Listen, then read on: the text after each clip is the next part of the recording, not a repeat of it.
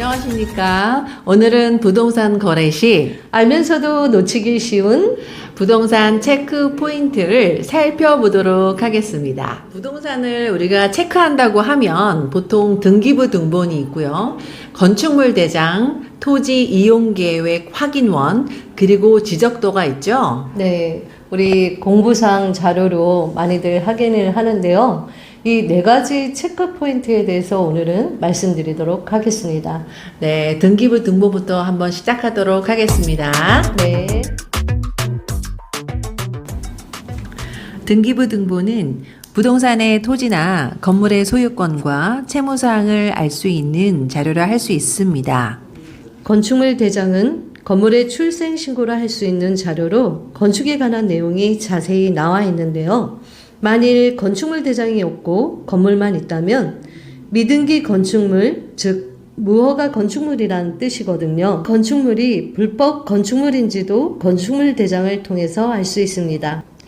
토지 이용 계획 확인원은 토지 이용 계획 확인원을 통해서 취득하고자 하는 토지를 어떻게 효율적으로 이용할 수 있는지 알 수 있습니다.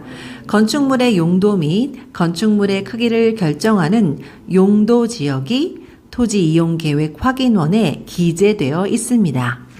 지적도는 토지 면적을 공부상으로 대략적으로 현장이 아닌 곳에서 측량할 수도 있습니다. 등기부 등본을 통해서 볼 수 있는 것은 정말 많습니다. 소유권에 제약이 있는 경우, 가압류 등이 있겠죠. 네, 그리고 부동산을 팔 수 없는 경우도 있는데요. 가처분 금지나 가등기가 있는 경우는 다툼이 있을 수가 있겠죠. 네, 그래서 우리는 팔 수 없다라고 표현을 하죠. 아, 그러네요. 네. 팔아도 소유자가 가지고 갈 돈이 하나도 없다든지, 아, 채권 채무이니까 의구의 근저당을 확인하면 되겠네요. 임차인들이 어떤 조건으로 임차를 하고 있는지도 알 수 있습니다. 아, 그것도 의구를 통해서 확인하면 되겠네요. 이렇게 등기부 등본에서는 해당 토지와 건물에 대한 소유자의 채권 채무 상태를 알 수도 있습니다. 네, 그리고 부동산도 쉽게 실수하는 등기부 등본 체크 포인트인데요. 만일 소유자가 신탁 회사로 되어 있는 경우는 등기부 등본 이외에 신탁 원부를 꼭 체크하셔야 합니다.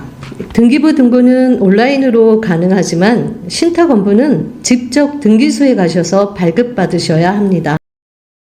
건축물 대장을 통해서 알 수 있는 것은요, 건축물의 용도와 건축물의 규모, 그리고 바닥 면적과 높이, 건물의 총 면적을 볼 수 있습니다. 네, 그리고 토지 이용 계획 확인을 통해서 건축물 대장의 건폐율과 용적률을 비교해 보시고, 네.